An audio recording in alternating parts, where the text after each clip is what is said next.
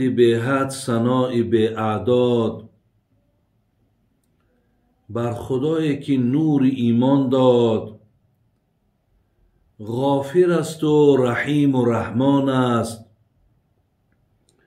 پاک از عیب و شرک و نقصان است.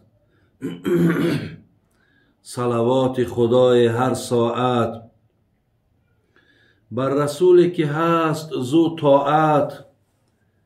نام پاکش محمد عربی است صلی الله علیه و سلم، راهنماینده بزرگ و سبی است. السلام علیکم و رحمت الله و برکاته. الله مهربان همه شما را، خواهرها و مادرها و پدرها و برادران عزیز، هر جایی که باشین در حفظ و امانش خداوند نگهبانتان باشد. و از الله مهربان دعا میکنیم که خدای مهربان گذشتگان ما و شما را رحمت و مغفرت، بیماری هامون شفای کامل، مهاجر هامون صحت و سلامت نگه بدارد. برادران عزیز و گرامی،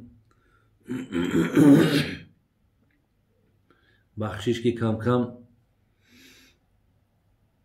انا گلومان درد میکنه، یا مردم ما و شما قرطق میگیم،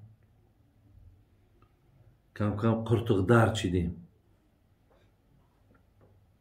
از این انا خواهش میکنم بعضی ممکن در صحبت ها هم کم کم سلفه بزنیم، هم از شما پیشتر بخشش میپرسیم. برادران عزیز و گرامی، الحال من برای شما چندین سوال هایی که در پیش دارم جواب میگردانم و از خدای مهربان خواهان او هستم که خداوند توفیقی هم گوش کردن و هم توفیقی عمل کردنش نصیب من گردانه.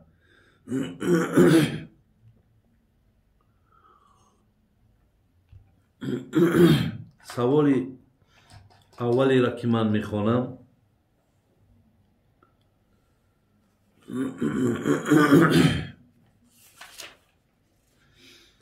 از همه ثواب کلان در کدام عمل هست؟ برادران اینجا در من بسیاری سوال های شما را، یعنی سلام علیک و بعضی دعاهای نیکی که شما در حق ما میکنین و سخنهای نیکی که در حق ما میگوین، من اونها را در بالای ورق نمیارم، فقط سوال می نویسیم و شما انشاءالله میدونید که همین سوال شما بود. سوال داده است که کدام عمل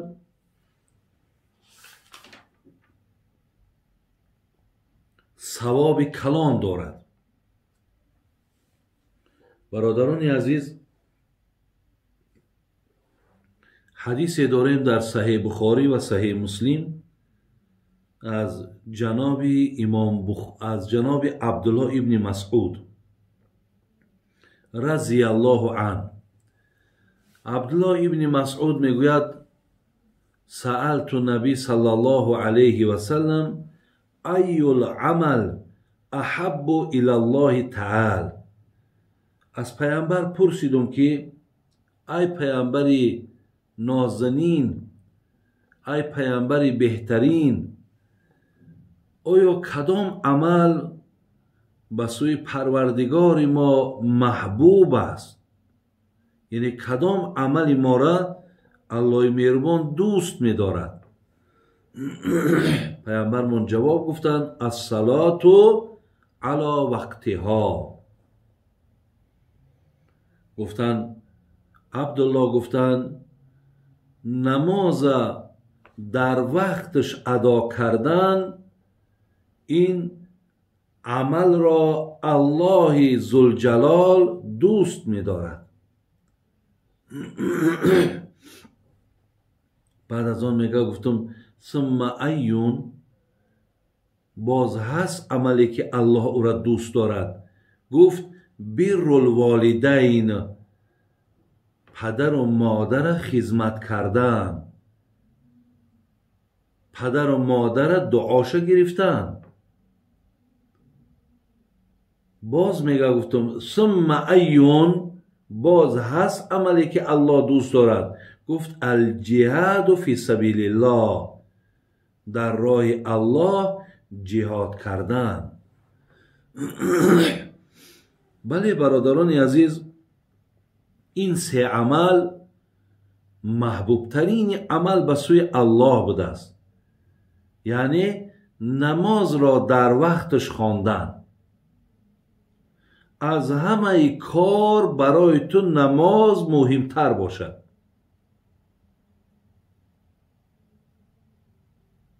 زمانی ساعتی نماز آمد، ما باید که حتما همه کارمان یک طرف گذاریم، پرتایم جای نماز و با پروردگارمان راز گوییم و فرموده الله مهربان اجرا کنیم و پشتش در دعا کنیم که خدایا این توفیقی که بر من داده که من نماز در وقتش میخوانم و هیچگاه عبادتی تو را فراموش نمیکنم و هیچگاه برای کار دنیا شده نماز ما ترک نمیکنم، این توفیق خدایا در من دائم نگهدار و همچنان دعا کن که خدایا این عبادت را هم از من قبول کن.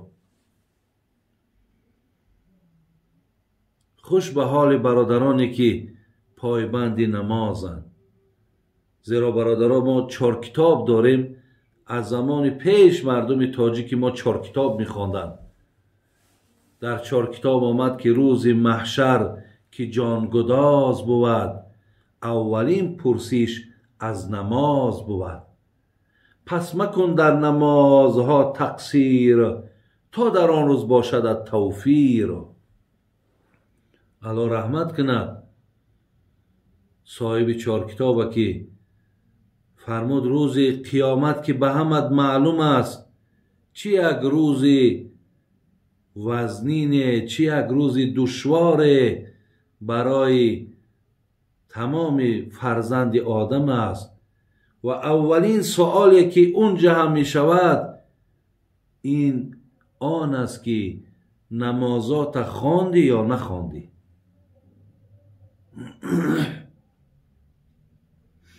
خواجه حافظ خدا رحمت کند می گفت هر آن کس که در این حلقه نیست زنده به عشق، برو نمرده به فتوای من نماز کنید. هر کسی را می بینی که در حیات نمازاش نمی خوانه، خواجه حافظ گفت به فتوای من این که شما در همین دنیا الکی نماز جنازه شو بخونید، اگر چی زنده هم باشد، به خاطری که برای ترک نماز نزد خدای مهربان رفتن بسیار دشواره.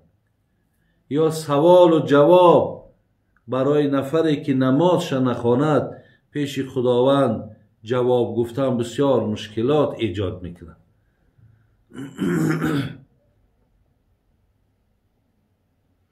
جناب عبدالقادر بیدل میگفت نقش معکوسی نگین از سجده می آید درست، سرنوشت واژگون را راست می سازد نماز. الله مهربان توفیق دهد که برادرای ما دانند که محبوب ترین عمل به سوی خداوند چی بوده است؟ یکم نماز، دویم بر الوالدین. ببینید بر الوالدین خدمت پدر و مادر را کردن، پدر و مادر را از خودت راضی کردن، دعای نیک پدر و مادر را گرفتن. بر الوالدین افضل من الصلاة و الصوم و الحج و جهاد فی سبیل الله. در ثواب میگد خدمت پدر و مادر بالاتر است از ثواب نماز، بالاتر است از ثواب روزه، بالاتر است از ثواب زکات و بالاتر است از ثواب جهاد. سیوم عملی را که پیامبر نازنین گفت به سوی الله محبوبیت دارد، این جهاد در راه خدا. برادران عزیز، حقیقتا به نام جهاد بسیار فرزندای ما را فریفته میکنند. دور نگذشت دیدیم که به نام جهاد اکثر مردم تاجیک ما را گرفتن بردن دولت‌های سوریه و همه اونها در اونجا به هر طریق کشته شدند. به گمان خودشان گویا که شهید شدند و الا اونها هیچ درجه نبردند، به خاطری که اونها فریفته شدند، به خاطری که اونها دانشمندها و عالمها را گوش نکردند، بلکه این یک جهاد ساخته بود که شاید برای از بین بردن میلیون ها نفر مسلمان لازم بود، اونها را از بین بردند. ای کاش دفعه های دیگر خدا او روزا را نیارد و شما هوشیار باشین که به نام جهاد شما ها را میفریبند و هر جا میبرند. برادران عزیز و گرامی، حاضر دیگر در روی عالم جهاد باقی نمانده است. حاضر دیگر جهاد به بیزنس تبدیل یافتگی است. حاضر به نام جهاد فقط پول کارکنی است. فقط یک توده مردم که بی علمن، بی سوادن، اهل علم گوش نمیکنن، فریب میکنن و میبرن و ولی برای اونها یک هدفی هست که یک مبلغ کلانی را باید به دست بیارن، ولی اینها را مقصد همچون سوی استفاده شما جنت میرین، شما درجه شهادت میابین. ولی صد افسوس که برادرها و دادرای ما که ما چندین بارها اونها را تاکید کردیم، بعضی ها گوش کردن، بعضی ها قبول کردن، ولی بعضی ها فریب خوردن. برای همین برادران عزیز و گرامی احتیاط کنید که دفعه های دیگر به نام جهاد شما ها را فریب نکنند. زیرا جهاد امروزه برادر عزیز در پشتش نامش عوض شدگی بیزنس، مبلغ کارکنی، پول کارکنی، یا هدفی بعضی از دولت ها یا بعضی از نفر هدفی او را اجرا کردن ای تمام.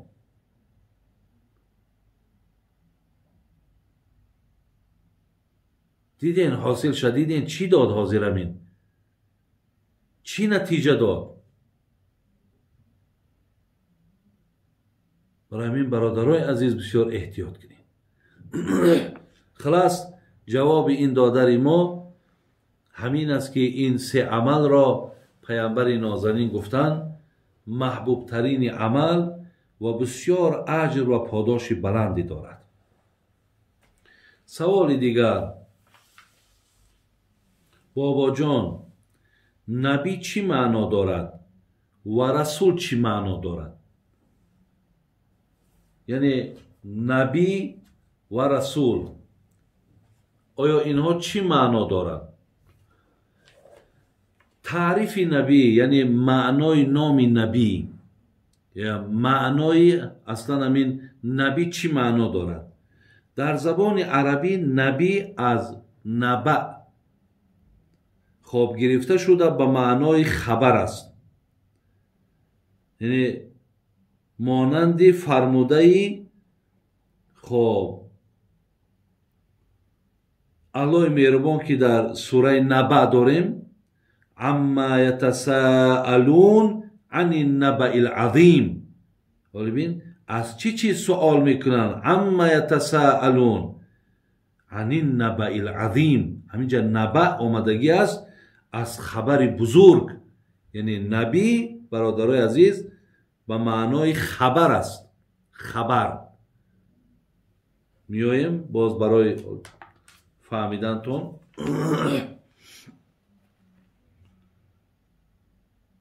вожаи расул чӣ? ба маънои фиристода. расул як нафареро як ҷо равон мекунӣ, ҳамонро расул мегӯянд. пас вақте ки шахсеро ба манзури анҷоми коре ба ҷое маъмур мекунӣ, дар воқеъ ӯ расул ва фиристодаи туст. яъне як нафареро ки мо як ая минтақа ба минтақаи дигар равон мекунем баҳри як коре, ҳамун расули мо ҳаст. яъне ҳамун фиристодаи ман аст. диде ки аз ҳамунҷа занг мезананд, мепурсанд, масалан бобои ҳоҷӣ як одам омадааст пеши мо, аз номи шумо гап мезанад, оё ҳамеро шумо равон кардед? ман мегӯям бале, ман равон кардам. анамун равон кардаи мара расул мегӯянд. як нафареро ки баҳри коре равон мекунӣ, ӯро мегӯянд расул.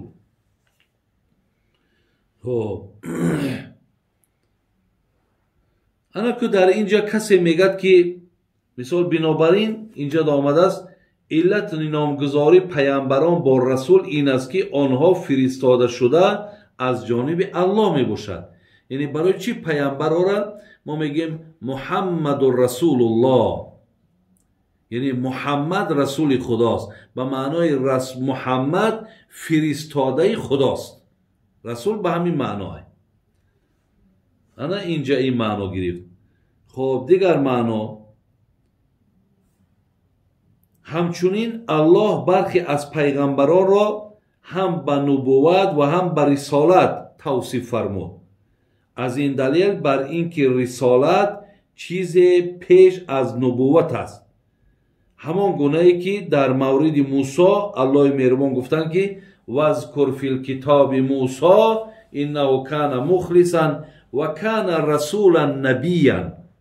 бин худои меҳрубон дар сураи марьям ояти 15 ҳазрати мусоро ҳам расул гуфт ва ҳам набӣ гуфт. аммо дар назди уламо машҳур аст ки расул аз набӣ фарқ дар он дорад ки расул касе аст ки шариате ба ӯ ваҳй шуда ва маъмури таблиғи он аст. ҳар расуле набӣ ҳаст, вале ҳар набие расул нест. яъне расул аз набӣ мега фарқ дар ҳамине ки расул бо худ китоб дорад, шариат дорад. яъне худованд ба ӯ китоб додааст ва шариат додааст. вале набӣ касе ҳаст ки аз пайғамбари моқаблаш, яъне вай китоб надорад, вале вай ҳамун дини пештар, китоби пештара ба дигарҳо таблиғ мекунад. мега фарқш аминай. аммо таърифи мавриди қабул ин аст ки расул касе аст ки шариати ҷадид бо ӯ ваҳй шуда, вале набӣ барои таъйид ва тақвияти шариати қабл аз худ мабъус шуд. суханеро ки ман гуфтам. яъне бародарои азиз ва гиромӣ, расул бо худаш яъне шариати ҷадид дорад, шариати нав дорад, китоб дорад, бо ӯ ваҳй шудааст. чхеле ки паямбари худмон ҳам набӣ ҳаст, ҳам расул аст. яъне ҳам хабари аллоҳра набӣ кишид, хабари аллоҳра бар мо мерасонад. ва расул ин фиристода, маъношон фиристода. набӣ аз маънои наба, яъне решаи калима наба ба маънои хабар. фарқ байни набию байни расул чӣ будааст? расул شریعت جدید داره، کتاب داره، ولی نبی نداره. و نبی از همو پیغمبرهای ما قبل کتاب اونها را مقصد چیکار میکند؟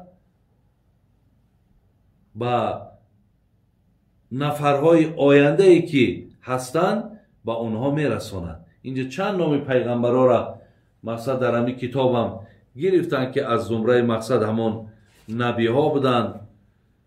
من در نگاه کردم مثل حضرت داوود میگه، حضرت سلیمان، زکریا، یحیی، اینا همه میگن نبی بودن.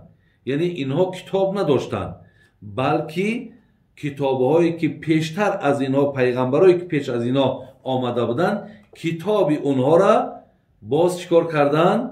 به مردم آینده می آمدگی هم رسانیده و تا به او اونها پیرو شوند و اونها هم اطاعت و عبادت کنند. سوال دیگر، در حوالی اما 50 سال می شود که قبر شهید هست. آیا ما میتونیم که از بالای همون خانه سازیم؟ یعنی برادرای عزیز، اگر حتی قبرستان ده هم من دیدم در حواشی همی خلاصة الفتاوا از عبدالحی لکنوی یک مجموعة الفتاوا بود.